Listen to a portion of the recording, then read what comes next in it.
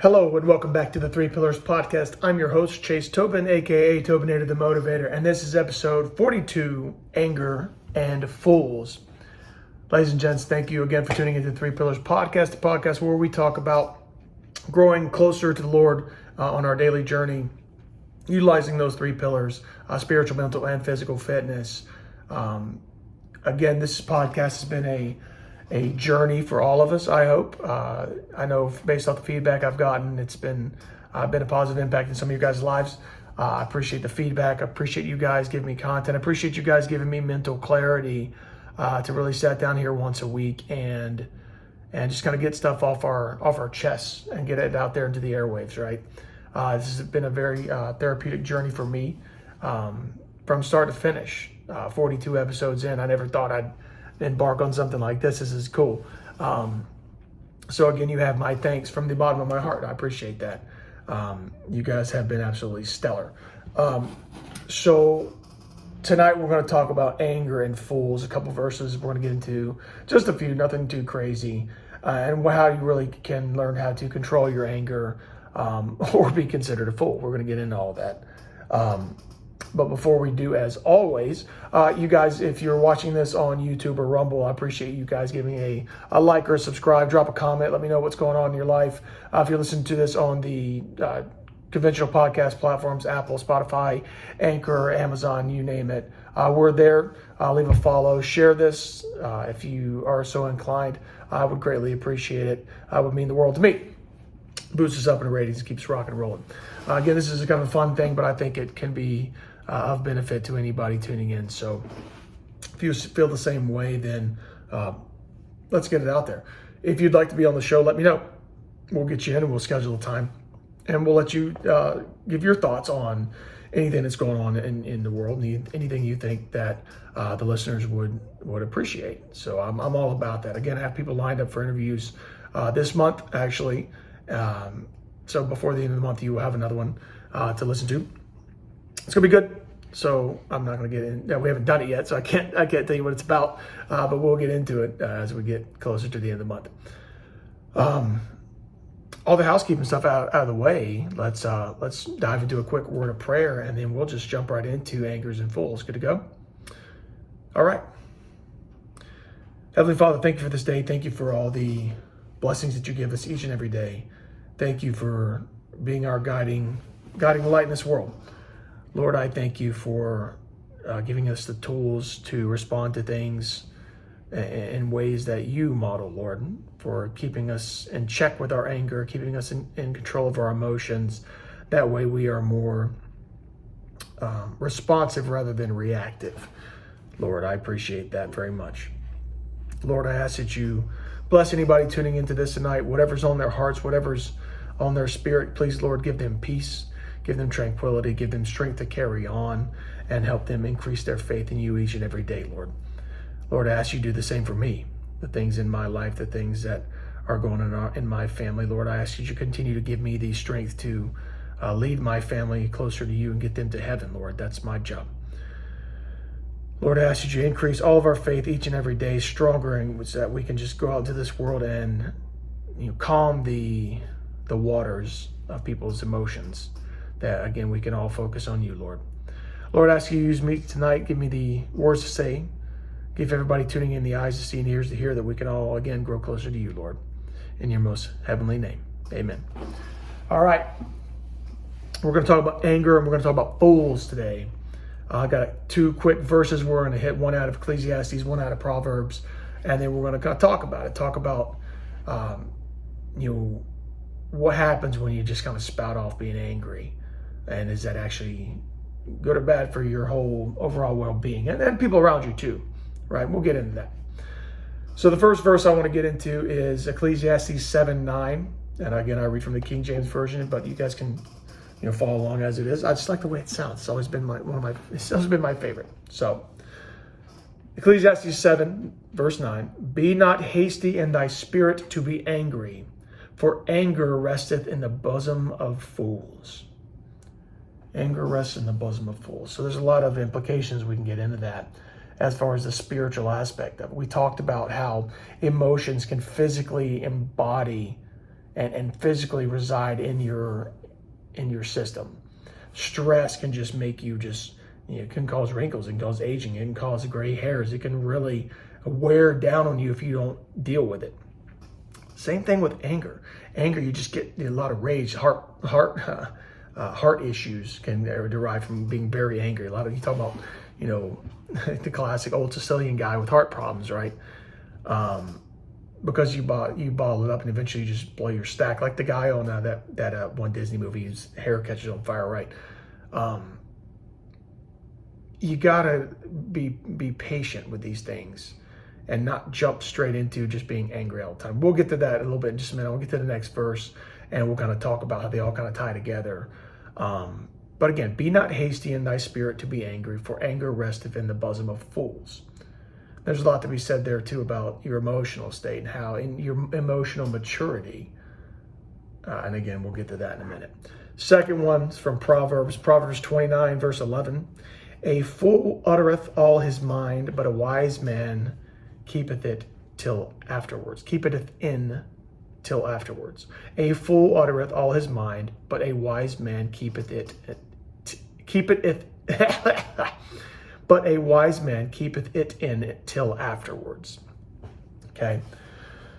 So what are the implications here? We talk about being angry. And is it okay to be angry? It's not really a sin to be angry because it's an emotional response. If I watch somebody attack my family, I'm going to be angry.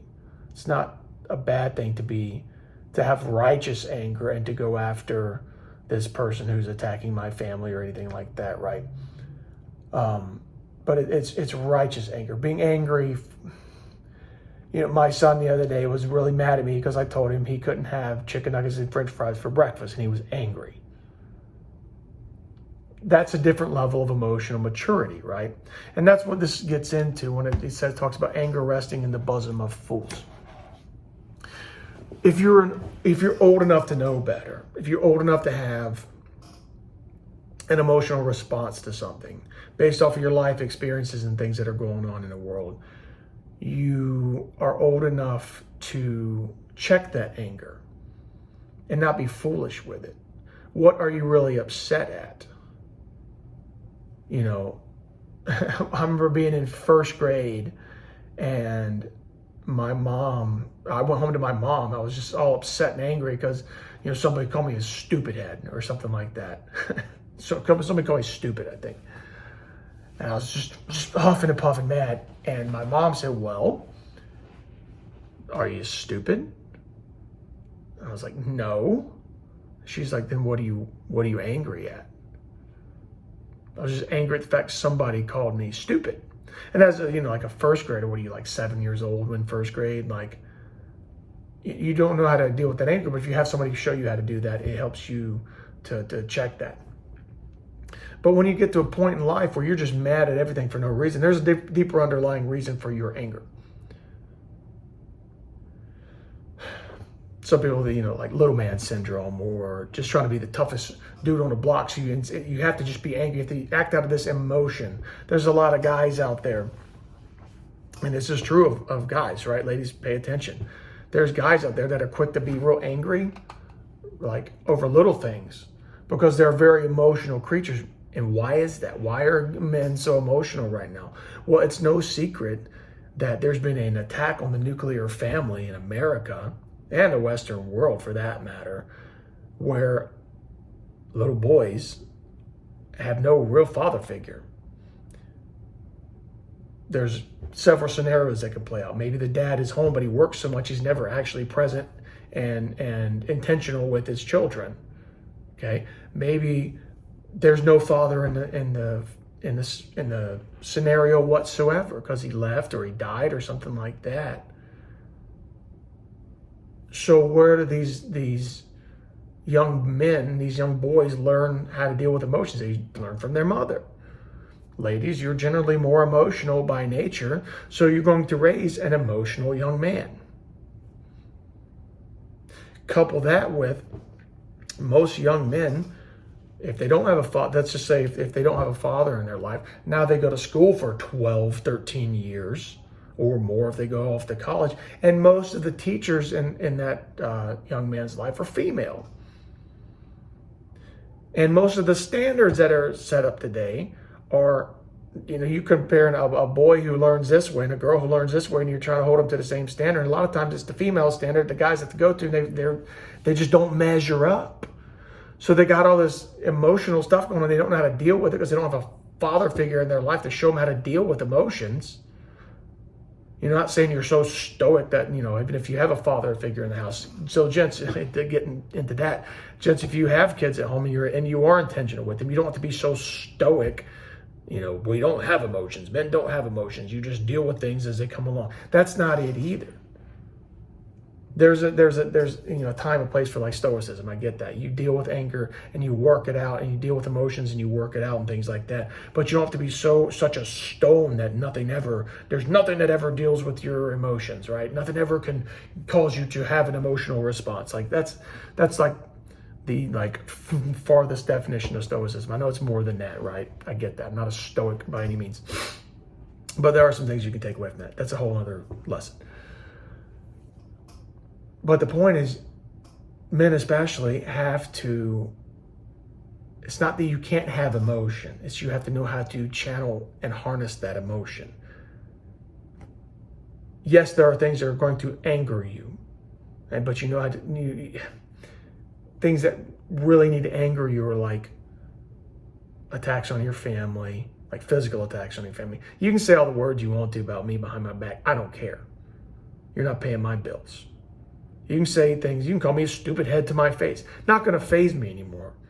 You try to punch me? Okay, now we got a different story. You know what I mean? You got to learn what battles to give your energy to. Things that really make you angry. Fools get angry about little stuff. You're out with your girl and, some guy looked at my girl, I got to go punch him in the face. That's some foolish stuff. You're not secure enough, knowing that she's there with you and you have done everything you can to, she's not going to be looking at other dudes anyways. You guys are out having dinner or whatever. You know what I mean? But if you're out at a club, boom, chicka, boom, chicka, boom, chicka, boom, and you're with your girl and some other dudes are just out there on the prowl like that. Just like ladies are out there on the prowl for the dudes. Why are you putting yourself in that situation anyways? That's what a fool does, is you put yourself in that situation, number one. So, okay, if you already know you're a little bit of a nutcase, right? Why take yourself and put you in a place that's going to, it's like putting, gas on a flame that's tinder, right? It's going to blow up. So that's like a foolish path. Okay, this is what I think I need to do. I want to take my girl out to the club, and I'm already a volatile, emotional person anyways. Let me just fan that flame by putting myself in a place where I'm going to get into conflict. And I'm not anti-conflict. I'm all about confrontation, having people talking stuff out like adults, not just beating around the bush or talking crap behind each other's back on Facebook or having long debates on Facebook. Sit down with me, have a cup of coffee, and let's talk about it, right? That's the adult thing to do. But there's too many children out there. People still in this little mentality. So it's foolish. There are people who are fools. There are people who are pretty good folk who are foolish. And there's people who are you guys are just a bunch of foolish fools, right? So don't be foolish and have this anger problem over little things. Now, again, there is righteous anger. There's righteous anger out there. There's plenty of things to be genuinely upset and angry about. Look at what's going on in the world right now. There's people really upset about some really important issues. Again, we're not going to get into them. I don't get too political here, but there's people all over the world right now standing up for their rights because they are genuinely angry. They're doing it in a peaceful way. There have been other people over the past couple of years that are genuinely angry about things, that went about things in a not so peaceful way. That is foolish. They were paid to do it, but you get what I'm saying? I'm all about cause and doing things. I'm all about doing things, by the book, peaceful. You don't have to go burning down cities or tar and feathering politicians to get your point across. on the other side of the house, some of these people who are in power need to listen to their constituency and hear what's on their mind. It's a two-way street. You gotta have civil discourse. But there's people that are genuinely angry about some really important things. But if I don't give you chicken nuggets for breakfast, then you shouldn't get that mad. You see what I'm saying? When you are quick to anger, it means you don't have patience. We've talked about patience in the past.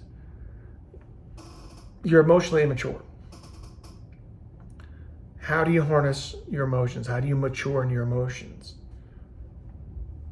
You read, you pray, you listen to podcasts, whatever's going to set your mind at ease. Things that you got, listen to things that edify you. And I hope this podcast helps edify you guys and put you in the right place, put you in the right state of mind. That's the goal of this whole thing. But you have to do things that, kind of soothe the savage beast, right? Listen to nice music. And it's okay to rage out and things like, whether your outlet, whether it's the gym, whether it's, you do things with your hands, you construct something, these kind of things that give you that outlet. You go to the range and you pop some rounds off that range for some target practice and things like that, right? There's plenty of things you can do as outlets for your emotion. But you have to have that on the front end, and you have to you have to mature your mind and then have that close relationship with the Lord. That way these things don't physically embody in your system. Because anger can be a very physical thing. You get tense. The chemical cocktail floods your body. You got cortisol. You got epinephrine. You got adrenaline. You got all kinds of stuff flowing through your veins. You get real, white knuckle, tense. You get tunnel vision.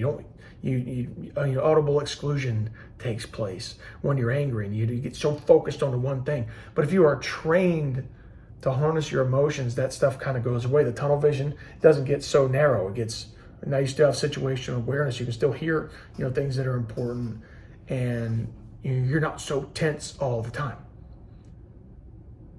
You can manage what's going on. Somebody might come up to you and say something. Even if you're out to dinner with something, and somebody sees you and you had beef with them in the past or something, or somebody just doesn't like you. So there's people out there just fools, and they're emotionally unintelligent, and they'll come up and try to start something with you for no reason.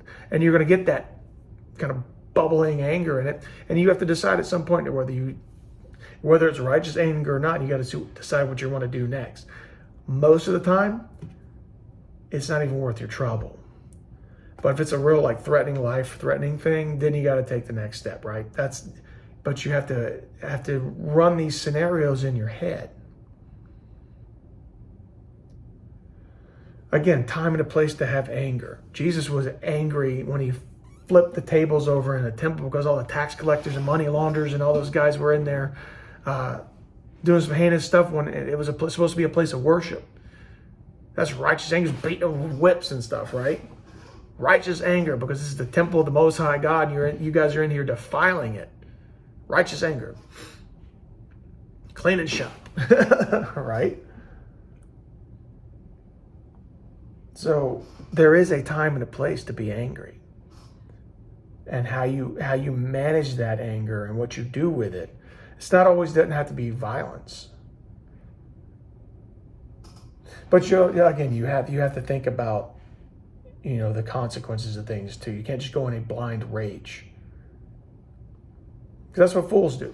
Because they don't. But not saying you can't fault them, because you can't. There are people in this world who don't have the tools to deal with their emotions, unfortunately, and they just go into blind rages because they don't know how to cope and deal with this flood of emotions that combined with the chemical cocktail that's running through their system.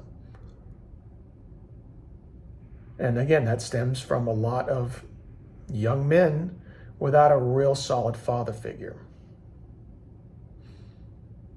I think we've talked about that before. You take a father out of a home, you affect 4 generations of men. At some point, though, men and ladies, you got to stop being a victim, and you got to figure it out. And you got to figure out how to handle your emotions. Anger being the specific one we talk about, because that's the one you see most. People just get angry over little things, anger over something that happened, anger, and everybody's always angry at each other, and everybody wants retribution and punishment and stuff like that. And a lot of society's built on punishment and taking out your anger on folk, right? But if we had a society more built on caring for other people, it would make these punishment systems irrelevant. Because we would be able to police ourselves in our communities. But there's just so much emotion and so much anger in the world. And that's foolish. That's a fool's errand, is being angry. It physically sets in your bosom.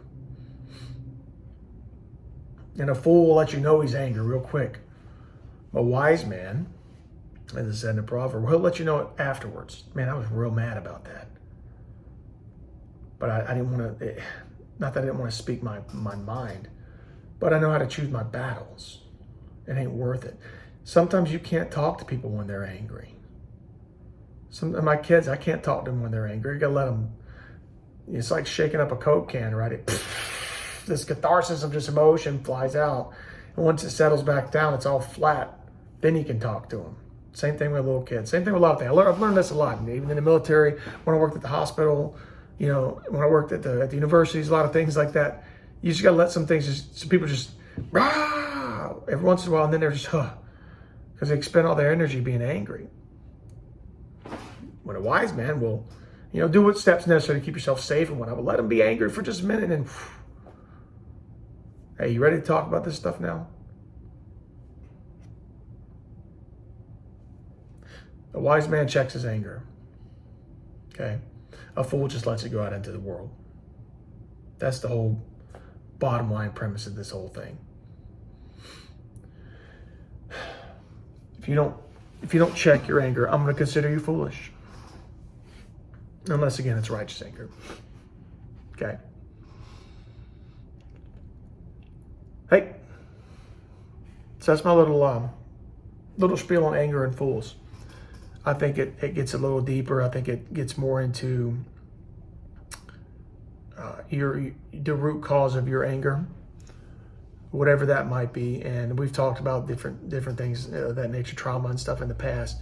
And that's for you to really sit down and figure out what is going on in your life that is causing you this pain and this anguish. I can't do that for you. But I can tell you if it's something that's haunting you like that, you need to address it and figure out why are you so angry. And if you're in one of these situations like we talked about, maybe you didn't have a father figure. I know people in my family who don't even know their fathers are. And it affects a lot of folk in there. But at some point, you got to be the man or woman to pony up, stop playing the victim, and figure it out. Find the tools. You may not have the tools to deal with it right this second, but at least I know from the analytics of this podcast, most of you guys are about my age. At this age, it's time to pony up and hold yourself accountable for your actions and for your anger. Don't be a fool. Don't be foolish. Talk it out, figure it out, and we'll get through it all together.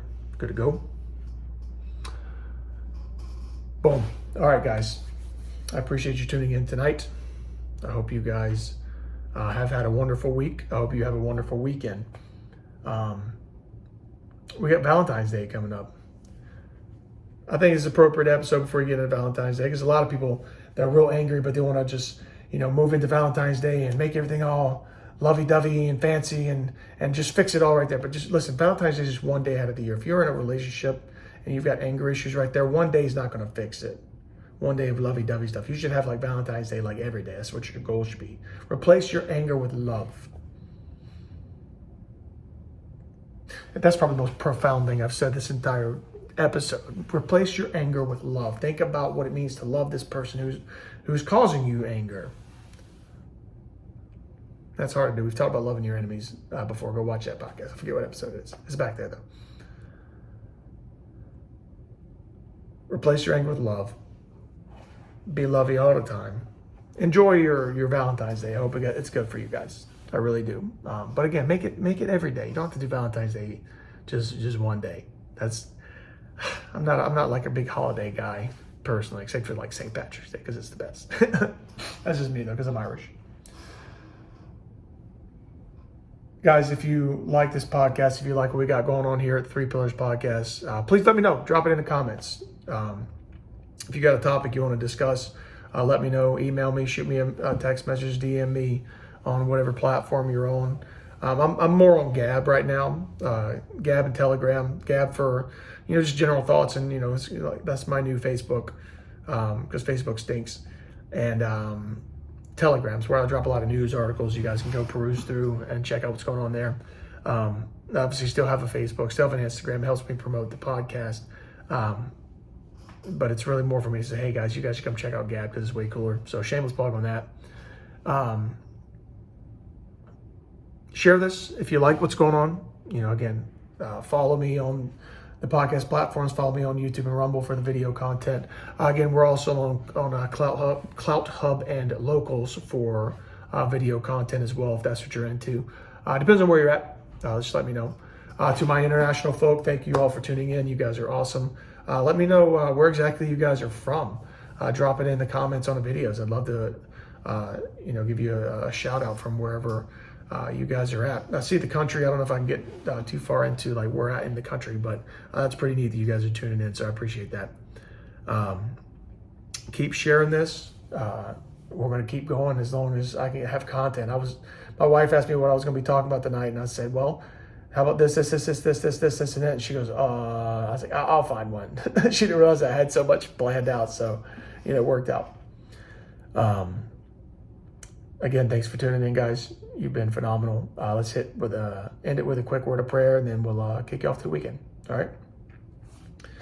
Heavenly Father, thank you for this day. Thank you for, again, teaching us how to have righteous anger, teaching us how to control our anger and our emotions, Lord. Thank you for giving us the tools. Thank you for giving us the peace and level-headedness to control our anger so that we don't act foolish as we are the image bearers of you, Lord.